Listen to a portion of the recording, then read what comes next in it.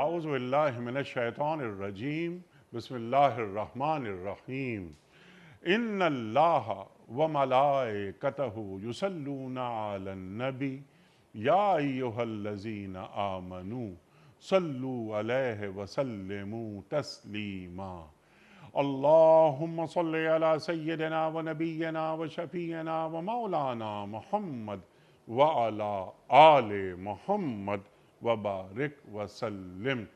محترم خواتین و حضرات، السلام علیکم۔ پیام صبح کے ساتھ ایک بار پھر حاضر میں ہوں آپ کا میزبان انیق احمد۔ خواتین و حضرات، آپ اور ہم جانتے ہیں کہ جمعہ اور ہفتہ 2 دن سوال و جواب کے لیے مخصوص ہیں۔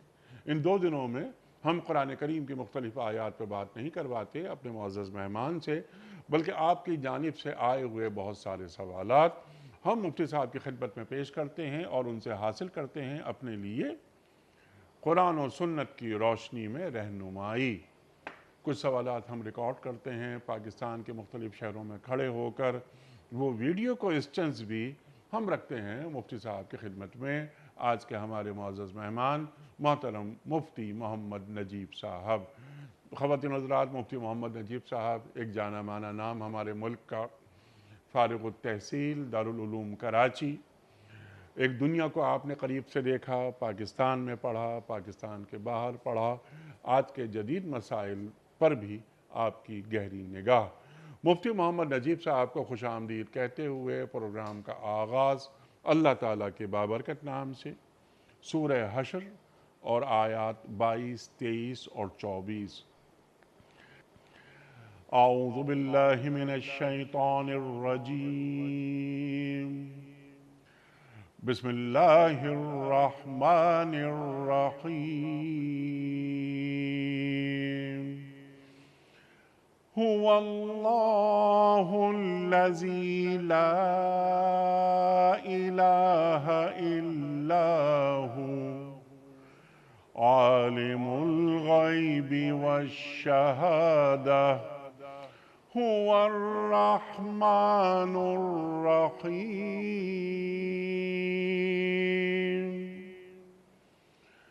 هو اللہ الذی لا الہ الا هو الملك القدوس السلام المؤمن المهيمن العزيز الجبار المتكبر سبحان الله عما يشركون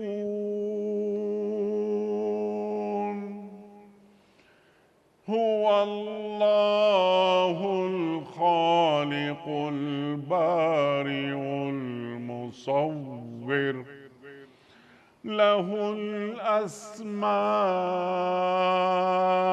الحسنى يسبح له ما في السماوات والأرض وهو العزيز الحكيم صدق اللہ العظیم۔ وہ اللہ ہی ہے جس کے سوا کوئی معبود نہیں، غائب اور حاضر ہر چیز کا جاننے والا۔ وہی رحمان اور رحیم ہے۔ وہ اللہ ہی ہے جس کے سوا کوئی معبود نہیں۔ وہ بادشاہ ہے نہایت مقدس، سراسر سلامتی، امن دینے والا، نگہبان، سب پر غالب، اپنا حکم بزور نافذ کرنے والا اور بڑا ہی ہو کر رہنے والا۔ پاک ہے اللہ اس شرک سے جو لوگ کر رہے ہیں۔ وہ اللہ ہی ہے جو تخلیق کا منصوبہ بنانے والا اور اس کو نافذ کرنے والا اور اس کے مطابق صورت گری کرنے والا ہے۔ اس کے بہترین نام ہیں۔ ہر چیز جو آسمانوں اور زمین میں ہے اس کی تسبیح کر رہی ہے اور وہ زبردست اور حکیم ہے۔ صدق اللہ العظیم۔ محترم مفتی محمد نجیب صاحب کی خدمت میں پہلا سوال، سید نجابت حسین صاحب کا ہے۔ مفتی صاحب، سن ہجری کا آغاز کب ہوا، کیسے ہوا، تاریخ کیا ہے اس کی؟ ارشاد۔ بسم اللہ الرحمن الرحیم۔ دیکھیں، سن ہجری کا آغاز ہوتا ہے حضرت عمر رضی اللہ تعالیٰ عنہ کے زمانے میں۔ ابو موسیٰ اشعری رضی اللہ تعالیٰ عنہ نے حضرت عمر رضی اللہ تعالیٰ عنہ سے یہ درخواست کی کہ ہمارے پاس جب اوروں کے خطوط آتے ہیں تو اس پہ تاریخیں لکھی ہوتی ہیں اور بادشاہوں کے، اور ہمارے پاس کوئی تاریخ نہیں ہے تو ہم اسے محفوظ بھی نہیں کر پاتے تاریخ کے اعتبار سے، تو ہمیں بھی اپنی کوئی تاریخ لکھنی چاہیے، اس کے اوپر اسلامی تاریخ لکھنی چاہیے۔ حضرت عمر رضی اللہ تعالیٰ عنہ نے ان کی اس رائے کو قبول فرمایا اور مشورہ کیا۔ حضرت عمر رضی اللہ تعالیٰ عنہ نے صحابہ اکرام رضی اللہ تجمعین کے سامنے یہ رائے رکھی کہ کیا کرنا چاہیے۔ اب صحابہ کی آراء آنا شروع ہوئیں۔ ایک بعد نے رائے یہ دی کہ حضور پاک صلی اللہ علیہ وسلم کی ولادت کو جو ہے کے سال سے شروع کیا جائے۔ بعض حضرات نے فرمایا کہ حضور پاک صلی اللہ علیہ وسلم کی نبوت کے سال سے شروع کیا جائے۔ بعض حضرات نے یہ فرمایا کہ حضور پاک صلی اللہ علیہ وسلم کے وصال سے شروع کیا جائے، اور بعض حضرات نے یہ فرمایا کہ ہجرت سے شروع کیا جائے۔ حضرت عمر رضی اللہ تعالیٰ عنہ نے ان تمام آراء میں اس رائے کو پسند فرمایا کہ ہجرت سے شروع کیا جائے، سبحان اللہ۔ اور اس طرح اسلام کی ابتدا ہجرت سے ہو گئی۔ اور ہجرت جو ہے وہ بنیادی طور پہ اس لیے کہ فرمایا کہ مسلمانوں کا رعب اور دبدبہ ہجرت کے بعد قائم ہوا، اور ہجرت کے ذریعے سے اسلام جو ہے وہ ساری دنیا میں پھیلا۔ مکۃ المکرمہ میں تو ڈر کر عبادت کرتے تھے، اور یہاں جو ہے وہ اپنی آزادی کے ساتھ جو ہے وہ عبادت کرنے لگے، مسجد کا قیام آیا۔ ان سب کی وجہ جو ہے وہ ہجرت بنی۔ تو یہ فرمایا، اور پھر اس کو جو ہے وہ محرم سے جو ہے وہ شروع فرمایا، اگرچہ ہجرت کا مہینہ ربیع الاول تھا تو پھر اس کو محرم سے شروع فرما دیا۔ اور علماء نے لکھا کہ حضرت عمر رضی اللہ تعالیٰ کی طرف سے ایک روایت آتی ہے کہ وہ حضرت عمر اس زمانے میں جو حج کا سفر ہوتا تھا وہ عام طور پر جو ہے وہ 2 ہفتے کا سفر تھا، پیدل سفر مکہ اور مدینہ کے درمیان میں، احرام باندھ کے چلتے تھے، 2 ہفتے لگتے تھے۔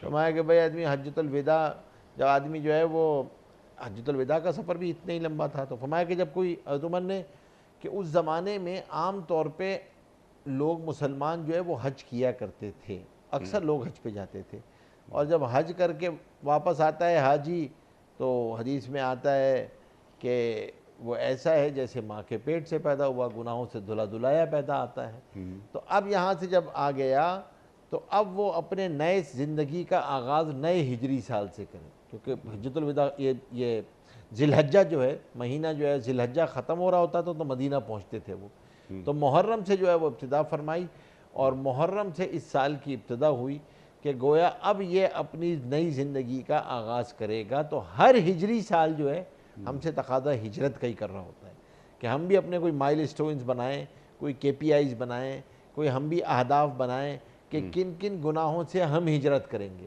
اور اب ہم کہاں کہاں سے ہم اپنی زندگی کے اندر اس سال میں کیا تبدیلیاں لے کر آئیں گے، اور ہم اپنی اعمال کے اعتبار سے، اخلاقیات کے اعتبار سے، رویوں کے اعتبار سے، انفاق کے اعتبار سے، لوگوں پہ خرچ کرنے کے حوالے سے میں کیا کیا اپنے گھر کے لیول پہ بھی دیکھیں، کاروباری ہوتا ہے نا، نئے سال فائنینشیل ایئرز اسٹارٹ ہو رہے ہوتے ہیں تو ہر کوئی بیٹھتا ہے، کی پوائنٹ انڈیکیٹرز بناتے ہیں، KPIs بناتے ہیں، ٹارگٹس بناتے ہیں، اس کے لیے کوشش کرتے ہیں۔ اسی طرح مسلمان کو بھی ہجرت کا سال یہ سال شروع ہوا ہجری، تو آدمی سوچے کہ بھائی اب میں نے کون سی جو ہے وہ مائگریشن، میری بھی کون سی میری زندگی میں بھی تو کوئی کنورژن آنا چاہیے نا، میری زندگی میں بھی تو کوئی ہجرت آنی چاہیے نا کہ میں اب ان گناہوں سے انشاءاللہ اس سال جو ہے وہ ہجرت کروں گا۔ اچھا، اور چیز بنائے، ہجرت کا سال شروع ہو رہا ہے، یہ تقاضا ہوتا ہے ہجرت کا، اور یہ سال جو ہے وہ ہجری سال جب شروع ہو رہا ہوتا ہے محرم سے، تو یہ تقاضا ہے ہم سے کہ ہم لوگ کم از کم اس بات کو کہ اپنی زندگی کے اندر کوئی اہداف تو بنائیں، کوئی ٹارگٹس تو بنائیں۔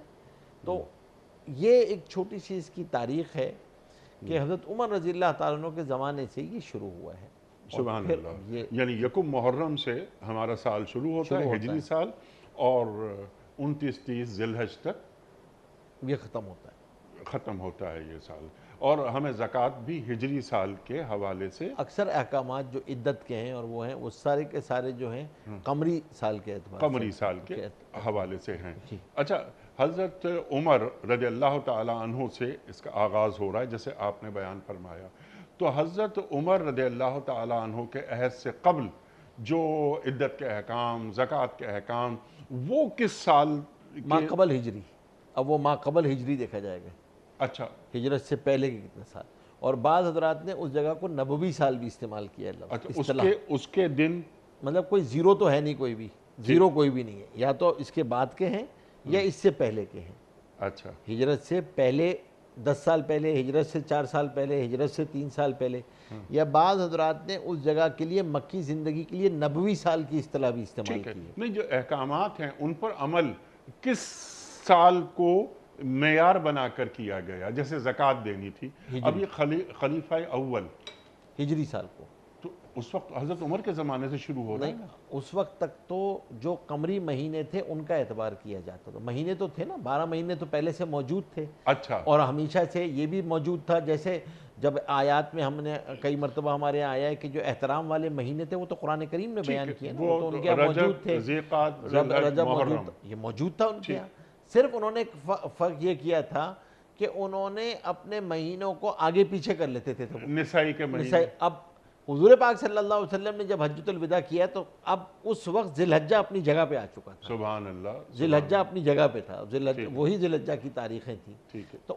اس وقت بھی وہ قمری کے اعتبار سے دیا کرتے تھے۔ ٹھیک ہے، پھر فقہاء نے بعد میں اس بات کا اہتمام کیا خاص طور پہ، کیونکہ عربوں میں بھی سال قمری تھے، شمسی نہیں تھے، جو سال عام طور پہ تھے وہ قمری سال تھے، ٹھیک ہے، یہی قمری مہینے ہی معروف تھے ان کے ہاں۔ ٹھیک ہے، لیکن یہ کہ فقہاء نے پھر اس بات کا خاص طور پہ کیا کہ جو اسلامی شعار ہیں ان کے اندر جو ہے وہ خاص طور پہ قمری سال کا اعتبار کیا جائے، اور اسی لیے بہت ضروری ہے، ریاست کی ذمہ داری ہے، تعلیمی اداروں کی ذمہ داری ہے کہ ہم لوگ قمری سال کی تاریخوں کا بھی اجرا کیا، اس کو لکھا کریں کہیں۔ ہمارے عام طور پہ دستاویزات کے اندر قمری تاریخیں نہیں لکھی جاتی، اس کو بھی احیاء کرنا چاہیے، قمری تاریخوں کا لوگوں کو پتہ ہو کون سا مہینہ ہے، کون سا سال ہے، کون سی تاریخ ہے۔ ٹھیک ہے، تو آپ نے یہ فرمایا اور آپ نے ہمیں یہ بتایا کہ ہجری سال کا یا ہجری کیلنڈر کا آغاز خلیفہ دوم حضرت عمر فاروق رضی اللہ تعالیٰ عنہ کے زمانے سے ہوا۔ سبحان اللہ، سبحان اللہ۔ ڈاکٹر کفیل صاحب کا سوال ہے، کیا ہمیں دیگر آسمانی کتابوں کا بھی مطالعہ کرنا چاہیے یا ہمارے لیے صرف قرآن کا پڑھ لینا کافی ہے؟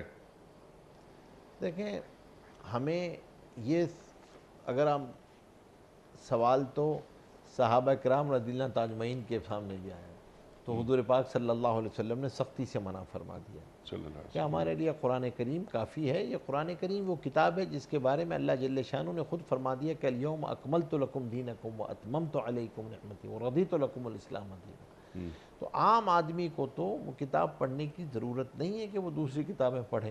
ہاں، ایک آدمی نے، کوئی آدمی کمپیریٹیو ریلیجنز کو پڑھنا چاہتا ہے، کوئی آدمی اس کو تلاش کرنا چاہتا ہے تو ٹھیک ہے، وہ تو اس کی ایک علمی ریکوائرمنٹ ہے، اس کی ریسرچ کی ریکوائرمنٹ ہے، وہ دیکھنا چاہتا ہے کہ بھئی بعض احکامات مشترک ہیں، بالکل تمام وحی کی کتابوں میں، آسمانی کتابوں میں یہ احکامات مشترک ہیں، اب وہ آسمانی کتابوں کا مطالعہ کرنا چاہتا ہے، اخلاقیات کے احکامات ہیں یا کوئی بھی احکامات ہیں، لیکن اس کے علاوہ عام آدمی کے لیے تو عام آدمی کو تو پڑھنے کی ضرورت نہیں ہے، نہ اسے پڑھنا چاہیے، کیونکہ ظاہر سی بات ہے قرآن کریم آپ کے لیے کافی وافی ہے۔ قرآن کریم وہ کتاب ہے جس کے اندر دین کو مکمل کر دیا گیا ہے، اور قرآن کریم کے آدمی کو مطالعہ رکھے، قرآن کریم میں تدبر کرے، قرآن کریم پہ یقین رکھے، تو جب قرآن کریم میں تدبر کر رہا ہے، قرآن پر یقین ہے، قرآن کریم کی تلاوت کر رہا ہے، تو پھر اسے دوسری کسی کتاب کی ضرورت نہیں ہے۔ اور بہت ساری چیزیں تو احکامات کی تفصیل اس قرآن کریم کے اندر آئی ہے، باقی کتابوں میں تو تفصیل بھی نہیں ہے، کیونکہ فیہا کتب قیمہ، ایک تو دوسری بات قرآن مہیمن ہے، پرانی کتابوں کا، آسمانی کتابوں کا نگہبان ہے، تو اس کے اندر تو اس احکامات کے اندر مزید بہتری لے کر آیا ہے یا اس سے بہتر احکامات لے کر آیا ہے۔ تو قرآن کریم کا تو خاص طور پہ اسی لیے اہتمام جو ہے وہ قرآن کریم پڑھنے کا رکھنا چاہیے۔ سبحان اللہ سبحان اللہ، کلیئر ہو گئی بات۔ محمد عدنان صاحب ہیں راولپنڈی سے، سوال ان کا یہ ہے کہ ہمارے ہاں آج کل گفتگو میں ایک محاورہ بولا جاتا ہے کہ میری آنتیں قل هو اللہ پڑھ رہی ہیں۔ یہ کلمہ بھوک کی شدت کو ظاہر کرنے کے لیے ہمارے روزمرہ محاورے میں بولا جاتا ہے، کیا اس طرح بولنا شرعاً جائز ہے؟ اور اسی طرح فلاں نے فلاں کو صلواتیں سنائیں کہنا کیسا ہے؟ اور کیا یہ کہنا جائز ہے کہ نمازیں بخشوانے گئے تھے اور روزے گلے پڑ گئے؟ دیکھیں یہ یاد رکھیے کہ محاوروں میں کوئی ایسے زبان، کسی بھی زبان کے اندر کوئی ایسا محاورہ جس سے دینی شعار کا استہزاء ہوتا ہو، ان کی ہنسی اڑائی جائے، جی جی ان کا مذاق اڑایا جائے، یہ شرعاً ناجائز ہے، اور نہ اس کو آدمی کو استعمال کرنا چاہیے۔ بعض وضاقتہ کے اندر جو ہے ہوتے ہیں چور کی داڑھی میں تنکا، یا اس قسم کی شعار یا لباس، سنت شعار یا احکامات یا عبادات، تو جو انہوں نے محاورہ بیان کیا وہ بھی، تو ایسے تمام چیزوں سے جو ہے وہ بچنا چاہیے۔ یہ ناجائز ہے، شرعاً ناجائز ہے، گناہ کی بات ہے، اور قرآن کریم اور اس الفاظ اور آیات کا اس طرح سے استہزاء اڑانا، اس طرح مذاق اڑانا، اس پہ یہ جائز نہیں ہے۔ یہ جائز نہیں ہے، احتراز کرنا چاہیے۔ بالکل۔ احمد سعید نورانی صاحب ہیں اچ شریف سے، سوال ان کا یہ ہے کہ بعض لوگ کہتے ہیں کہ قرآن سننے کا ثواب قرآن پڑھنے سے زیادہ ہے، کیا ایسا ہے؟ نہیں، ثواب تو قرآن پڑھنے کا ہے، قرآن سننے پڑھنے کا کا بھی اجر ہے، لیکن اجر تو اصل میں قرآن کریم کے پڑھنے کا ہے۔ جتنی آیات، جتنی احادیث آتی ہیں کہ ایک ایک حرف پر جو ہے وہ 10 نیکی مل رہی ہوتی ہے، وہ قرآن پڑھنے کا ثواب ہے۔ قرآن پڑھنے کا سننے ثواب کا زیادہ اجر ہے، لیکن ثواب تو اصل میں زیادہ پڑھنے کا ہے۔ سبحان اللہ سبحان اللہ۔ سعدیہ صاحبہ کا سوال ہے لاہور سے، مفتی صاحب آزمائش اور عذاب میں کیا فرق ہے؟ ہمیں کیسے پتہ ہو کہ یہ آزمائش ہے ہم پر یا عذاب؟ دیکھیں، اللہ تبارک و تعالیٰ کے احکامات پر زندگی گزر رہی ہے ٹھیک، اور حکم پر چلتے ہوئے اب کوئی ایسا حال پریشانی آ گئی، تو اب اگر کوئی ایسی حال پریشانی آئی ہے تو پھر یہ آزمائش ہے، لیکن اللہ کے حکم پہ زندگی ہی نہیں گزر رہی ہے، زندگی گناہوں میں ہے، تو پھر اب یہ عذاب یا ڈھیل ہے۔ بعض دفعہ حال آتا ہے اور بعض دفعہ اللہ تبارک و تعالیٰ کی طرف سے آ بھی نہیں رہا ہوتا، ڈھیل ہوتی ہے، اور پھر جب پکڑ آتی ہے تو پکڑ بہت سخت آتی ہے۔ تو اصل بات یہ دیکھا جائے گا، کرائٹیریا یہ ہے، کرائٹیریا خالصتاً اطاعت خداوندی اور حضور پاک صلی اللہ علیہ وسلم کی اطاعت ہے۔ اس پر چلتے ہوئے اگر کوئی حال آ بھی جائے تو کوئی مسئلہ نہیں ہے، کوئی پریشانی ناگواری آ بھی گئی تو یہ آزمائش ہوگی۔ ہر آزمائش آپ کے درجات کو بلند کر رہی ہوگی، گناہوں کو معاف کر رہی ہوگی، ہر امتحان آپ کو آگے لے کے جا رہا ہوگا۔ بھائی جس نے اگلی کلاس میں جانا ہوتا ہے امتحان میں تو وہی بیٹھتا ہے نا، جس نے اسی کلاس میں رہنا ہے اس کا کیا امتحان ہے؟ اور انبیاء اکرام علیہ السلام نے فرمایا سب سے زیادہ آزمائشیں تو انبیاء اکرام علیہ السلام پہ آتی ہیں، فالامثل، جو ان سے جتنا قریب ہوگا اس پہ آزمائش تو آئے گی، اور آزمائشیں آتی ہیں۔ تو اب دیکھیں نا، چھری جو ہے وہ آج بکرے کے گردن پہ بھی چلتی ہے، آپریشن میں بھی چل رہی ہوتی ہے، بکرے کے گردن پہ چلتی ہے اس کی جان نکال دیتی ہے، آپریشن میں چلتی ہے تو اس کو شفا کی طرف لے جاتی ہے۔ آپ چوری جو ہے وہ کسی کو، اپنے پیٹ کو، کسی کو طوطے کو محبت سے بھی کھلاتے ہیں، اور وہی پنیر کا ٹکڑا، وہی چوری جو ہے وہ چوہے دان میں بھی رکھتے ہیں۔ کہنے کی تو ایک ہی چیز ہوتی ہے، ایک کے لیے پکڑ کا باعث ہے، ایک کو آپ محبت سے دے رہے ہیں۔ اصل مسئلہ چیز یہ ہے کہ حال کا آنا اصل نہیں ہے کہ اس وقت کس سچویشن کو میں فیس کر رہا ہوں، اصل یہ ہے کہ یہ سچویشن جب آئی اللہ کے حکم پورا کرتے ہوئے آئی یا اس کے خلاف آئی۔ اگر اللہ کا حکم پورا کرتے ہوئے کوئی حال آ گیا ہے تو یہ اللہ کی طرف سے آزمائش ہے، اور اس میں جو ہے وہ آدمی کو جمنا چاہیے اور مایوس نہیں ہونا چاہیے کہ اللہ تبارک و تعالیٰ اس میں مجھے جو ہے وہ جانچنا چاہ رہے ہیں، اللہ تبارک و تعالیٰ کے ایمان میں یہ کتنا پکا ہے۔ اور اگر گناہوں کے اندر ہے تو بھائی پھر یہ عذاب ہے، پھر اس سے بچنا چاہیے، اور گناہوں کی طرف آدمی عذاب جب آیا کرتے ہیں عام طور پہ کہ آدمی گناہوں میں جری ہو جاتے ہیں اور اس کو گناہ ہی نہیں سمجھ رہے ہوتے ہیں اور اس کے اندر جرت اختیار کرتے ہیں اللہ کے اتھارٹی پہ، تو پھر یہ عذاب آتا ہے، پھر وہ چیزیں شکلیں جو ہیں وہ عذاب کی شکلوں میں آتی ہیں۔ تو یہ ایک بیسک بنیادی چھوٹا سا کرائٹیریا ہے۔ اس لیے آزمائش بھی جب آئے گی تو حکم سب سے پہلے یہ کہ آدمی سب سے پہلی چیز یہ ہوگی کہ گناہوں کی توبہ کرے گا۔ توبہ کی آزمائش آئی، آپ کا اللہ سے تعلق بڑھ گیا، توبہ کی توفیق ہو گئی، یہ آزمائش ہے۔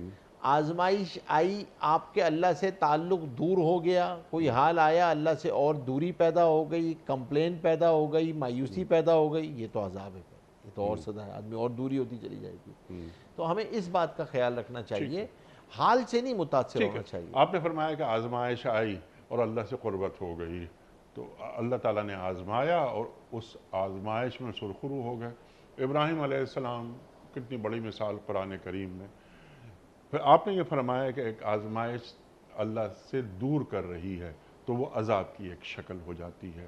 میرا سوال اس ذیل میں، ایک ضمنی سوال وہ یہ ہے کہ ایک نعمت ہے، وہ نعمت مجھے ملتی ہے اور وہ مجھے اللہ سے دور کر دیتی ہے۔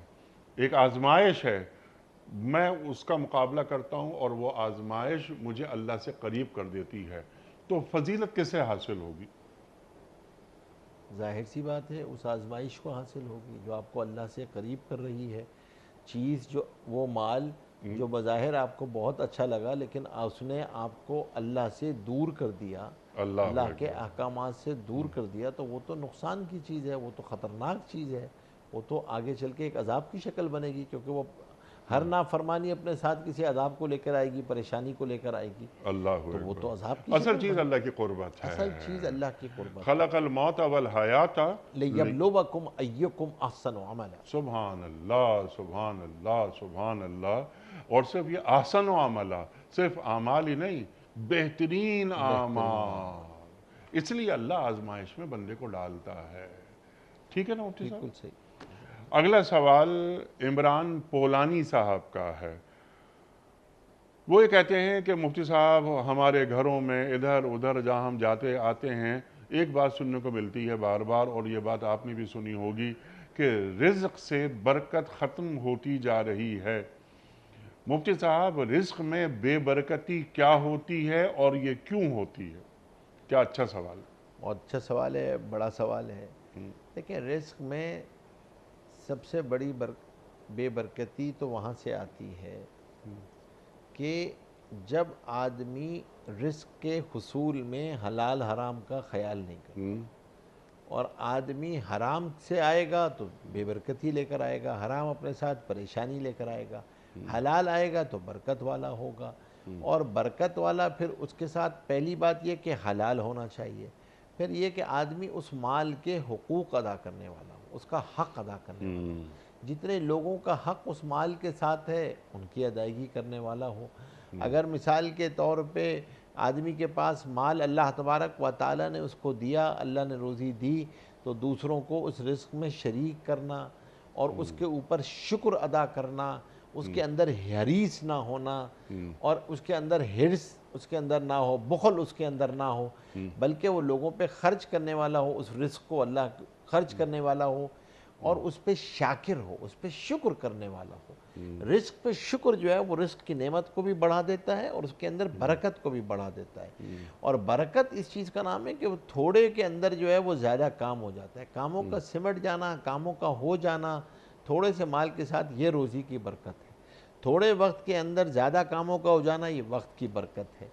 برکت کی کوئی ایسی 2+2=4 ڈیفینیشن نہیں ہے کہ آپ اس کو کہیں کہ بھئی یہ برکت ہے، یا دکھا دی گئی، یا آپ کو دکھا دی گئی یہ برکت، نہیں، یو کین فیل اٹ، آپ کو محسوس ہونا شروع ہو جاتا ہے۔ سبحان اللہ، سبحان آپ کو ایک خاص کیفیت ہے جو آپ کو محسوس ہو رہی ہوتی ہے، بے برکتی بھی ایک خاص کیفیت ہے جو آپ کو محسوس ہو رہی ہے۔ سبحان اللہ۔ دوسری ایک علماء نے پھر شکر کے ساتھ ایک چیز یہ بتائی کہ نعمت کی قدر کرنے والا ہو۔ اگر نعمت کی قدر نہیں کرتا ہے، اس کی ناقدری کرتا ہے، تو ناقدری بھی بنیادی طور پہ ناشکری ہی کی ایک صورت ہوتی ہے، لیکن اس کی ناقدری یہ ہے کہ کھانا ہے، آپ نے جو ہے وہ پلیٹ میں کھانا صاف نہیں کیا، اتنا کھانا جو ہے وہ نکال لیا جس کی آپ کو ضرورت ہی نہیں تھی، اس کو چھوڑ دیا، یہ ساری کی ساری ناقدری کی شکلیں ہیں۔ اللہ ما یفعل اللہ بعذابکم ہاں ان شکرتم و آمنتم، تم مجھے کیا پڑی کہ میں تمہیں عذاب دوں، بس تم ایمان لاؤ مجھ پر اور شکر ادا کرو۔ شکر ادا کرو۔ اللہ تو نعمت کا شکر کی عادت ڈالنی چاہیے اور اس کی قدردانی کرنی چاہیے، اس کی قدر کرنی چاہیے۔ اللہ ہمارے پاس کھانے ہوتے ہیں، چھوٹے ہوتے ہیں، بھائی اس کو ضائع نہ کرو، اس کے اندر اسراف نہ کرو، تبذیر نہ کرو۔ اسراف سے بھی برکت چلی جاتی ہے، اللہ اکبر۔ فضول خرچی سے بھی برکت چلی جاتی ہے، تبذیر سے بھی برکت چلی جاتی ہے۔ بے محل کوئی خرچ کرنے کی جگہ ہی نہیں تھی، بس شو آف کے لیے خرچ کر رہے ہیں، دکھانے کے لیے خرچ کر رہے ہیں، اس سے بھی مال کی برکت نکل جاتی ہے۔ اور مفتی صاحب آپ کی اجازت سے اللہ تعالیٰ جو قرآن کریم میں فرما رہا ہے، آپ ہی کی بات کو آگے بڑھاتے ہوئے، لَإِن شَكَرْتُمْ لَأَزِيدَنَّكُمْ وَلَإِن كَفَرْتُمْ إِنَّ عَذَابِي لَشَدِيدٌ۔ اللہ اکبر۔ تم شکر گزاری کرو گے تو میں نعمتوں میں اضافہ کرتا رہوں گا، اور اگر تم نے ناشکری کی تو میں ضرور تم کو عذاب دوں گا۔ عذاب دو، بالکل۔ اور اسی لیے خاص طور پہ ناشکری جو ہے نا وہ بڑی خطرناک چیز ہے۔ ناشکری اپنے ساتھ جو ہوتی ہے، یعنی ناشکری اپنے ساتھ کئی گناہوں کو لے کے، یہ بانجھ نہیں ہوتی، جب آتی ہے نا کئی چیزوں کو اپنے ساتھ لے کر آتی ہے، اس کے ساتھ پریشانیاں اس کے ساتھ جڑی ہوئی ہوتی ہیں۔ ٹھیک ہے۔ نعمت ہوتے ہوئے جو ہے وہ نعمت برتنے کی توفیق نہیں ہوتی، نعمت ہوتے ہوئے آدمی جو ہے وہ بیچارہ دوسروں پہ ہی حسد کر رہا ہوتا ہے، حاسد ہوتا ہے، حریص ہوتا ہے، پھر وہ چیزیں جو ہے وہ کینہ میں تبدیل ہوتی ہیں، بغض عداوتیں، جلن پیدا ہو رہی ہوتی ہے۔ اصل بات ہوتی ہے ناشکری۔ ٹھیک۔ تو آدمی خاص طور پہ اسراف سے بچے، تبذیر سے بچے، ناشکری سے بچے، رزق کے حصول میں خاص طور پہ حلال کمانا فرض نہیں ہے حنیف صاحب، حلال کمانا فرض ہے۔ جی سبحان اللہ۔ مفتی صاحب یہ فرمائیے آپ کہ ایک شخص کو مجھے کیسے معلوم ہو کہ مجھے برکت حاصل ہو گئی، اس کے کچھ سمٹمز وغیرہ، کچھ انڈیکیٹرز مجھے، مثال کے طور پر میں 4 گھنٹے میں کام کر رہا ہوں 8 گھنٹے کا، اللہ تعالیٰ نے میرے وقت میں برکت دے دی، میری جو انکم ہے محدود ہے، لیکن اللہ اکبر اس محدود انکم میں اللہ تعالیٰ نے کتنے بڑے بڑے کام میرے کرا دیے، اللہ اکبر۔ تو اس طرح کے اور کچھ چیزیں ایسی کہ جو بندگان خدا یہ محسوس کریں کہ ہاں ہمارے مال میں، ہماری اوقات میں، یعنی ہمارے وقت میں، ہمارے رشتوں میں، ہمارے تعلقات میں برکت پیدا ہو گئی۔ دیکھیں سب سے بڑی بات تو یہ ہوتی ہے کہ جب رزق میں برکت آتی ہے تو رزق کی برکت آپ کو اللہ سے قریب کر رہی ہوتی ہے، آدمی کو عبادات کرنے کا شوق پیدا ہو رہا ہوتا ہے، اور پھر دوسری بات یہ ہوتی ہے کہ اس کے اندر آپ کتنے بھی شریک بڑھاتے چلے جائیں وہ رزق کم نہیں پڑتا، آپ کو بڑھتا رہتا ہے آپ کو آدمی۔ اور جیسے آپ نے خود فرمایا کہ جیسے تھوڑے سے وقت میں زیادہ کاموں کا ہو جانا یہ وقت کی برکت ہوتی ہے، اسی طریقے سے رزق کے اندر آپ کے تھوڑے سے پیسے سے زیادہ کاموں کا ہو جانا یہ روزی کی برکت ہے۔ یہ اس کے لیے شرط یہ ہے کہ آدمی کو قناعت اختیار کرنی پڑتی ہے، حرص سے جان چھوڑے، کیونکہ حرص ایک ایسی بیماری ہے کہ اگر یہ آ جائے نا تو یہ رزق میں سے برکت کو نکال لیتی ہے، رزق میں سے برکت نکل جاتی ہے۔ تو آدمی جو ہے وہ اس بات کی کوشش کرے کہ بھئی ایک تو حلال طریقے سے حاصل کرے، اچھا پھر اس برکت کا اثر آپ کو اولاد کے اندر بھی نظر آتا ہے، اولاد کے رویوں میں بھی نظر آ رہا ہوتا ہے۔ اللہ تبارک و تعالی یعنی یہ اتنی بڑی نعمت ہے کہ اس کا اثر آپ کی عبادات پہ بھی پڑتا ہے، اخلاقیات پہ بھی پڑتا ہے، گھر میں بھی پڑتا ہے، اولاد پہ بھی پڑ رہا ہوتا ہے۔ اس لیے فرمایا کہ اس کو اللہ سے مستقل مانگنا چاہیے، یہ مانگنے کی چیز ہے، دعاؤں میں شامل رکھنا چاہیے۔ اللہ حلال روزی عطا فرما اور رزق میں برکت عطا فرما، روزی میں برکت عطا فرما، کیونکہ گاڈ گفٹڈ چیز ہے نا، آدمی وسائل کے ذریعے اس کو حاصل نہیں کر سکتا، یہ اللہ تبارک و تعالیٰ اتارتے ہیں، کچھ اعمال کا نتیجہ ہے جس کے نتیجے میں برکت اترتی ہے اللہ تبارک، لیکن اللہ آسمانوں سے اس برکت کو اتارتے ہیں، تھوڑی سی چیز کا زیادہ کو پورا ہو جانا یہ سب برکت ہے انشاءاللہ۔ اور گھروں میں برکت ہوتی ہے تو زیادہ افراد بھی رہ رہے ہوتے ہیں تو ایک کمانے والا ہوتا ہے 10 کھانے والے ہوتے ہیں، بے برکتی ہوتی ہے تو 10 کمانے والے ہوتے ہیں پھر بھی جو ہے وہ پورا نہیں ہو رہا ہوتا ہے۔ تو اس لیے ہمیں خاص طور پہ ان چند چیزوں کا لحاظ رکھنا چاہیے، مال کا حق ادا کریں، اس کی ناقدری بے حرمتی سے بچیں، اسراف تبذیر حرص سے بچیں، قناعت کا اہتمام کریں، دوسروں پہ خرچ کرنے کا اہتمام کریں، مال کے حقوق ادا کریں، اللہ مال میں برکت عطا سبحان اللہ، سبحان اللہ، اور اللہ کی تقسیم پر شاکر رہیں، شاکر رہیں، شکر، بالکل شاکر رہیں، شکایت نہ کریں بس۔ کمپلین نہیں کریں، نو کمپلین، کمپلین نہیں کرنی چاہیے، کمپلین موڈ میں جائیں گے تو پھر بے برکتی کا آغاز ہو جائے گا۔ ٹھیک ہے، اور الحمدللہ علی کل حال بے شک، اس کا ورد کریں کہ اور کوشش کریں اس پہ عمل بھی ہو جائے کہ اے اللہ تو نے جس حال میں ہمیں رکھا ہے تیرا شکر ہے۔ شکر ہے، بالکل، اس لیے فرمایا نا کہ شکر کی ایک سب سے بڑی جو شکر کی شرط ہے وہ استحضار حیثیت ہے، سبحان کہ اللہ، یا اللہ میں یہ میرا کوئی جسٹیفائیبل رائٹ نہیں تھا، میرا حق نہیں تھا، جو تو نے دیا محض تیرا انعام ہے،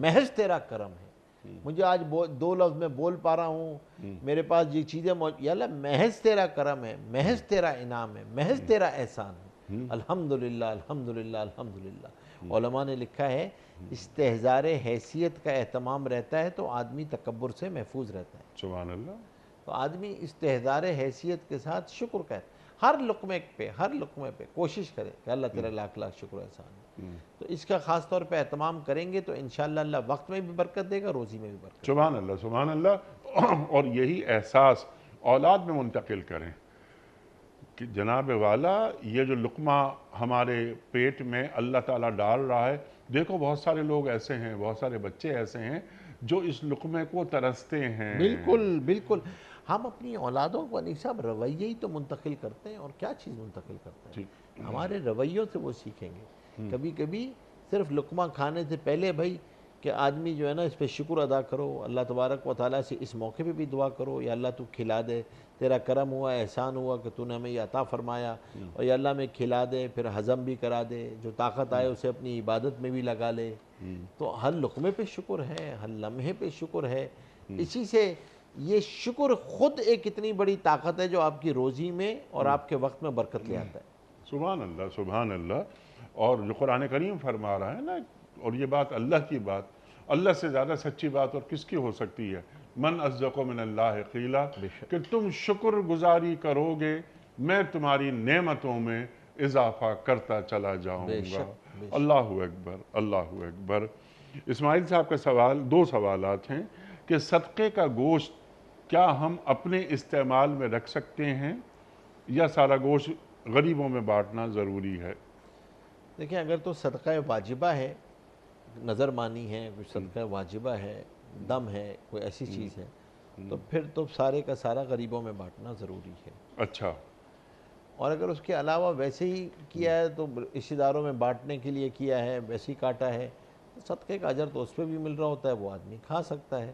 تو اگر صدقہ ویسے ہی خرچ کرنے کو، وہ رشتہ لوگوں پہ، انسانوں پہ خرچ کرنا صدقہ ہے، لیکن اگر کوئی نظر مانی ہے یا کوئی صدقہ واجبہ ہے تو پھر نہیں کھانا چاہیے، پھر نہیں کھاتا، پھر تو غریبوں پہ خرچ کرنا ضروری ہے۔ کلیئر ہو گئی بات یہ۔ اسماعیل صاحب کا ایک اور سوال ہے آپ کی خدمت میں کہ ہمارے معاشرے میں بعض افراد کو لوگوں سے مانگنے کی عادت ہوتی ہے، وقت بے وقت ان کا ہاتھ پھیلا رہتا ہے، دین ہمیں کیا بتاتا ہے؟ کیا دوسروں کے سامنے ہر وقت ہاتھ پھیلانے کو دین پسند کرتا ہے؟ نہیں، دین بالکل پسند نہیں کرتا۔ اللہ تبارک و تعالیٰ، بلکہ حدیث میں تو یوں آتا ہے جو اپنی حاجتوں کو چھپا لیتا ہے اللہ تبارک و تعالیٰ غیب سے اس کی حاجتیں پوری فرما دیتے ہیں۔ اللہ اکبر، حاجتوں کو چھپانے کا حکم ہے، ہاتھ پھیلانے کا حکم نہیں ہے۔ ٹھیک، دینے والا ہاتھ جو ہے وہ لینے والے ہاتھ سے زیادہ بہتر ہاتھ ہے، ید العلیٰ، وہ اوپر والا ہاتھ جو ہے وہ اصل ہاتھ ہے۔ شریعت کا مزاج تو انفاق ہے، شریعت کا مزاج مانگنا نہیں ہے۔ ہاں خدا نہ خواستہ کوئی ایسی نوبت بائیجا رسید کے آدمی کو جو ہے وہ ضرور مانگنا ہی پڑ جائے اور اس کے بغیر اس کا گزارا ہی نہ ہو تو ٹھیک ہے، شریعت نے اجازت بھی دی ہے، بقدر ضرورت آدمی سوال کر سکتا ہے، لیکن مال کے سوال کو پسند نہیں کیا گیا ہے، کہ مال کے لیے سوال کرنا اس کو پسند نہیں کیا گیا ہے، یہ دین کا مزاج نہیں ہے۔ ٹھیک، ہاں دوسری طرف دوسروں کو یہ کہا گیا ہے جو مال والوں کو کہ بھائی تم اس کے سوال کرنے سے پہلے ہی اس کی ضرورتوں کو پوری کر دو تاکہ اس کو سوال کرنے کی نوبت ہی نہ آئے، تم خود تلاش کر لو فقیر کو، مستحق کو، مسکین کو، تاکہ اس کو کسی کے سامنے ہاتھ پھیلانے کی نوبت ہی نہ آئے. سبحان اللہ. تو وہ اسی دین کی بیلنسنگ، دین کا مزاج ہی یہ بنایا گیا ہے. جو غریب کی ضرورت ہے وہ امیر کا دین ہے، اور جو امیر کی ضرورت ہے وہ غریب کا دین ہے. اللہ نے اس طریقے سے اس کو توازن اور اعتدال رکھا ہے، سبحان امیر اللہ. رکھا ہے سبحان اللہ. کہ اسی یہ بنیاد ہے اصل میں. لیکن اس کی کہیں بھی ترغیب نہیں آئی ہے کہ آپ جو ہے وہ اپنی ضرورت کے لیے، اپنی حاجت کے لیے لوگوں کے سامنے ہاتھ پھیلاؤ. اللہ اکبر. اللہ اکبر. مفتی صاحب کچھ ویڈیو کویسچنز آپ کی خدمت میں رکھتے ہیں.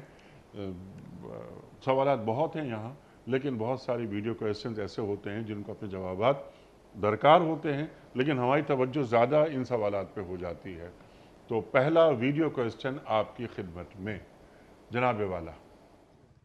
علامہ صاحب، میرا آپ سے سوال یہ ہے کہ غسل کے کتنے فرائض ہیں؟ اگر فرائض میں سے کوئی فرائض رہ جائے تو کیا غسل ہو جائے گا؟ اور دوسرا ہے کہ اسلام میں پاکیزگی کی کیا اہمیت ہے؟ دیکھیں، دو سوالات ہیں اس میں. پہلا سوال جو یعنی جو غسل کے حوالے سے جو سوال کیا گیا ہے، غسل کے اندر 3 فرائض ہیں. یعنی جب آدمی نجاست کو دور کر لے، نجاست کو دور کرنے کے بعد سارے جسم پر پانی بہانا کہ بال برابر بھی خشک نہ رہے. ٹھیک ہے.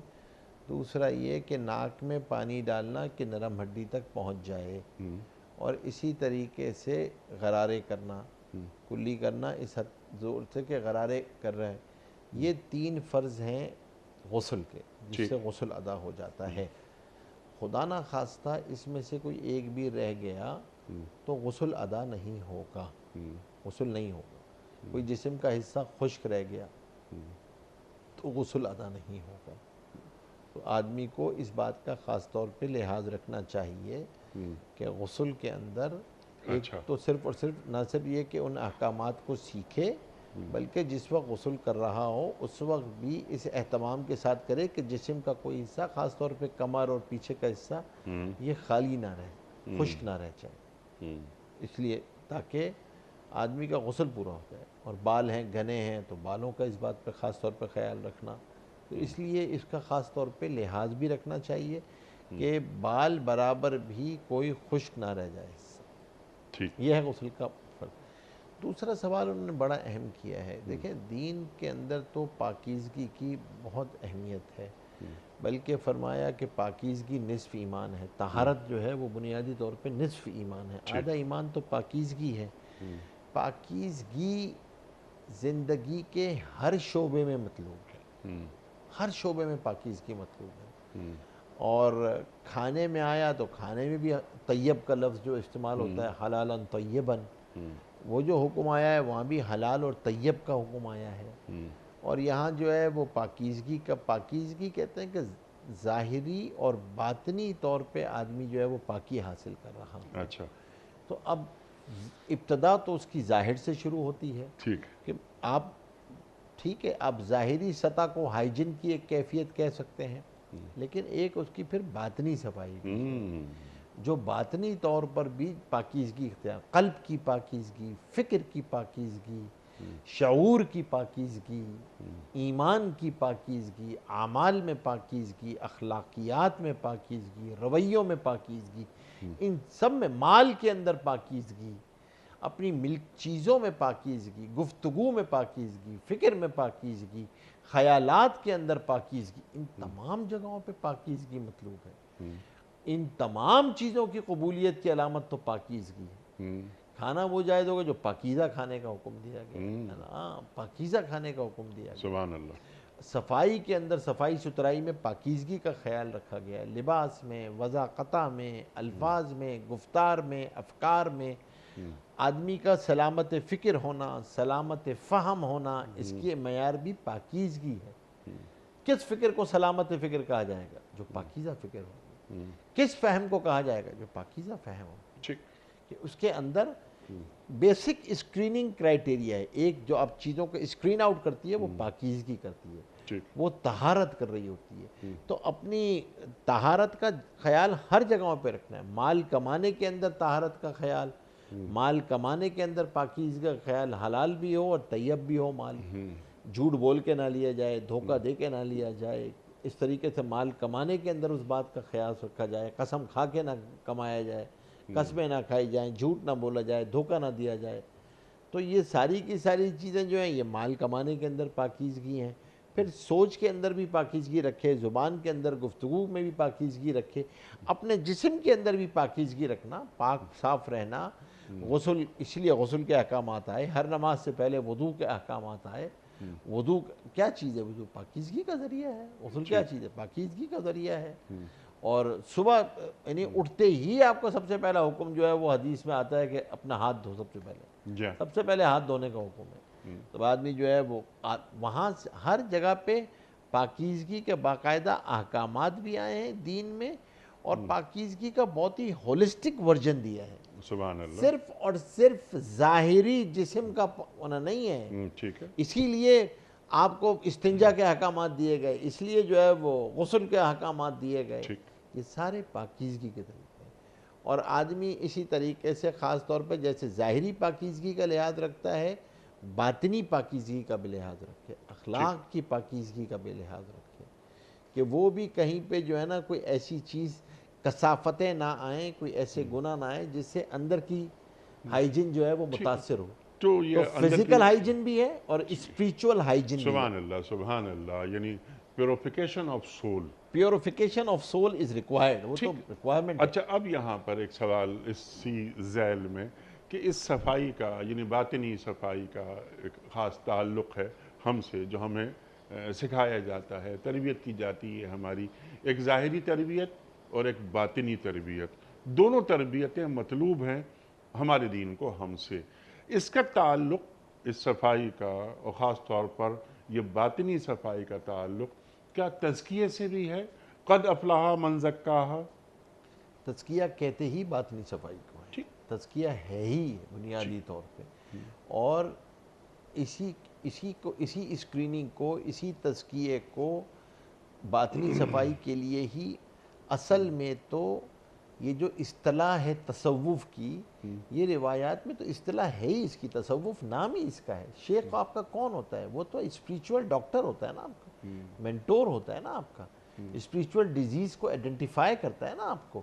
آپ کے اندر یہ صلاحیت پیدا کرتا ہے کہ آپ اس کا اعتراف کر کے توبہ کر سکیں، اور آپ اس کے اندر یہ صلاحیت آپ کے اندر پیدا کرتا ہے کہ آپ اس کا جو ہے وہ خاص طور پہ مداوع کر سکیں، اپنی اصلاح کر سکیں.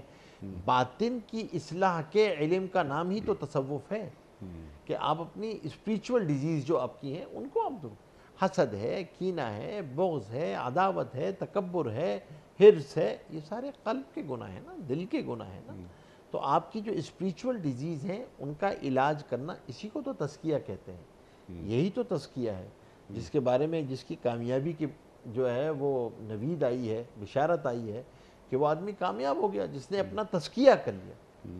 تو اب تزکیے کے لیے آپ کو جو ہے وہ ماحول بھی چاہیے، تزکیے کے لیے آپ کو جو ہے وہ کوئی صحبت بھی چاہیے کہ آدمی خاص طور پہ اس کا خیال رکھے. دیکھیں یہ جو تزکیہ ہوتا ہے نا، یہ جو انسان کا حیوان ناطق سے خلیفۃ اللہ تک کا جو سفر ہے نا، یہ سفر تزکیے کے ذریعے طے ہوتا ہے. ٹھیک ہے، تو اس کے لیے مزکی درکار ہوتا ہے. آپ کو مزکی درکار ہے. اچھا، اب مزکی میں کون سی خصوصیات ہونی چاہیے؟ مزکی میں سب سے بڑی خصوصیت تو یہ ہو کہ وہ دین اور شریعت، اللہ کے احکامات، حضور پاک صلی اللہ علیہ وسلم کی سنتوں کو نہ صرف یہ کہ جانتا ہو، ان پہ عامل بھی ہو، ان پہ عمل کرنے والا ہو. سبحان اللہ. اور وہ عمل کرنے والا ہو ان کو. اور پھر دوسری بات یہ ہے کہ ہاں آپ کو اپنا مزکی تلاش کرنا ہے تو ظاہر سی بات ہے آپ کو اس پہ اعتماد ہونا چاہیے، ٹرسٹ ہونا چاہیے، جبھی تو آپ شیئر کریں گے، ورنہ آپ اس کے ساتھ شیئر ہی نہیں کریں گے چیزوں کو. اور پھر تیسری بات جو ہے وہ سب سے بڑی بات یہ ہے کہ وہ بھی آپ کے راز کو راز رکھ سکیں. چوتھی چیز یہ ہے کہ آپ کی ویو لینتھ اس سے میچ ہوتی ہے. اگر ویو لینتھ میچ نہیں ہوگی نا تو پھر مسئلہ حل نہیں ہوگا. یعنی وہ آپ کے مزاج اور مذاق کے مطابق آپ کی اصلاح کر سکے. اور مزکی کا یہ بھی کام شاید ہونا چاہیے کہ وہ مقصد حیات بتائے، اور وہ بتائے کہ اس زمان و مکان میں تیرا مرتبہ کیا ہے. ہمسایہ جبریل امی بندہ خاکی. تو یہ بندہ خاکی، اس کا مقام کتنا بلند ہے. تجھے کہاں ہونا تھا اور تو کہاں کھڑا ہوا ہے. تو ہی ناداں چند کلیوں پر قناعت کر گیا۔ ہاں، بے تو شک۔ مزکی جو کدورتیں ہیں، جو آلائشیں ہیں، جو آلودگیاں ہیں، ان کو نکال کر بندے کو اللہ سے قریب کر دے اور خود درمیان سے نکل جائے۔ کیونکہ وہ تو فیسیلیٹیٹر کا کام کرتا ہے نا، وہ آپ کا فیسیلیٹیٹر، فیسیلیٹیٹر ہے وہ آپ کا۔ اللہ اکبر، تو وہ آپ کو اسی لیے آپ کو چاہیے، کیونکہ آدمی جو ہے نا وہ اپنا سیلف آڈٹ خود آسان نہیں ہوتا ہے۔ سیلف ایکریڈیشن جو ہے وہ دنیا میں ایکسیپٹڈ چیز نہیں ہے۔ میں اپنی توثیق خود نہیں کر سکتا، مجھے تھرڈ پارٹی آڈٹ چاہیے، کوئی مجھے تیسرا آدمی بتائے گا مزکی کہ بھائی یہ بیماریاں ہیں، آئی نیڈ ڈاکٹر۔ تو جیسے فزیکل ڈاکٹر چاہیے ہوتا ہے، اسپریچول ڈاکٹر بھی چاہیے ہوتا ہے، وہ آپ کو پھر ادراک، اعتراف اور اصلاح کا سفر طے کراتا ہے۔ سبحان اللہ۔ اس لیے اسی کے لیے فرمایا کہ بھائی آدمی کونوا مع الصادقین، آدمی سچوں کے ساتھ رہے، اللہ والوں کی صحبت میں رہے، اور اپنا کوئی نہ کوئی مینٹور ہونا چاہیے۔ اور یہ بھی آپ اپنے آپ کو مشورے کے تابع رکھنا کامیاب زندگی کی علامت ہے۔ سبحان اللہ، اپنے آپ کو کسی کے مشورے کے تابع رکھیں، سبحان اللہ، اپنی اصلاح کے اندر، اپنی ڈیسیجنز کے اندر، اپنی چیزوں کے اندر۔ ہو سکتا ہے آپ کے ایک دو تین مینٹور ہوں، کاروباری اعتبار سے آپ نے کسی کو رکھا ہوا ہو، اپنی ذاتی اصلاح کے لیے کسی کو رکھا ہوا ہو۔ ظاہر سی بات ہے نا، ہر شیخ یہ ضروری تو نہیں ہے کہ وہ آپ کو بزنس ٹیکنیکس بھی بتا سکے گا، اس کے لیے آپ کسی اور سے مشورہ کریں، صاحب فہم سے مشورہ کریں۔ اپنے اوپر قناعت نہ کریں اپنی عقل پہ، مشورے کا حکم دیا گیا، نبی کو مشورے کا حکم دیا گیا ہے۔ اپنی اصلاح کے لیے بھی اپنے آپ کو کسی کے حضور میں رکھیں، کسی کے مشورے میں رکھیں، اور پھر اس کے ساتھ چلیں۔ اس کی علامات ہم نے بیان کر دی ہیں۔ تو اس بات کا آدمی خاص طور پہ، اور بہت ضرورت ہے اس وقت، بہت ضرورت ہے، ورنہ آدمی شیطان کے وسوسوں کا شکار ہو جاتا ہے، اور شیطان کے وسوسے انسان کو مایوسی کی طرف لے جاتے ہیں۔ اللہ، اور شیطان کے حربے بڑے کاری ہوتے ہیں، بہت کاری ہوتے ہیں، اور وہ آپ کے انڈرسٹینڈنگ لیول کے مطابق آپ کو ٹریپ کرتا ہے۔ سبحان اللہ، سبحان اللہ۔ اور اس کی جو چالیں ہوتی ہیں وہ نت نئی چالیں ہوتی ہیں، ہر دور سے مطابقت کر جاتی ہیں۔ پھر بندہ، ایک ناسمجھ بندہ، شیطان کی انگلی پکڑ کر جہاں وہ چاہتا ہے چلا جاتا ہے۔ مفتی صاحب، میں آپ کا بڑا شکر گزار، بڑا ممنون، آپ تشریف لائے۔ خواتین و حضرات، جمعہ اور ہفتہ یہ 2 دن ہمارے سوال و جواب کے لیے ہوتے ہیں۔ ہمارے ملک کے جید علماء تشریف لاتے ہیں، آپ کے ہمارے سوالات کے شافی جوابات قرآن و سنت کی روشنی میں عطا فرماتے ہیں۔ اللہ تعالی ہمارے علماء کو سلامت رکھے۔ خواتین و حضرات، یہ 2 دن ہم نے صرف اس لیے رکھے ہیں کہ بہت سارے سوالات ہمارے ذہنوں میں پیدا ہوتے ہیں، خاص طور پر ہمارے نوجوانوں کے ذہنوں میں پیدا ہوتے ہیں، دین کے تعلق سے، تسخیر کائنات کے حوالے سے، آج کے مسائل کے حل کے حوالے سے۔ ہمارا دین مکمل دین ہے، ہمارے پاس انفس و آفاق کے ہر مسئلے کا حل موجود ہے، بس کسی اہل نظر اور کسی اہل ذکر کی خدمت میں حاضری ضروری ہوتی ہے۔ قرآن کریم فرماتا ہے کہ فَاسْأَلُوا أَهْلَ الذِّكْرِ إِن كُنتُمْ لَا تَعْلَمُونَ، سوال کرو اہل ذکر سے اگر تم نہیں جانتے۔ تو ہم ایک اہل ذکر کو یہاں زحمت دیتے ہیں کہ وہ تشریف لائیں اور آپ کے ہمارے سوالات کے جوابات قرآن و سنت کی روشنی میں ہمیں عطا فرمائیں۔ وقت مکمل ہوا ہمارے آج کے پروگرام کا، اور آپ اور ہم جانتے ہیں کہ پیام صبح کا اختتام ہوتا ہے روزانہ ایک قول پر، اور وہ قول ہوتا ہے صاحب نہج البلاغ امیر المومنین حضرت علی مرتضیٰ کرم اللہ وجہہ کا۔ آپ فرماتے ہیں کہ جس نے کفایت شعاری اور میانہ روی سے کام لیا وہ محتاج نہیں ہوا، جس نے کفایت شعاری اور میانہ روی سے کام لیا وہ محتاج نہیں ہوا۔ سبحان اللہ، سبحان اللہ۔ اپنے میزبان انیق احمد کو کل تک کے لیے اجازت دیجیے۔ خدا حافظ۔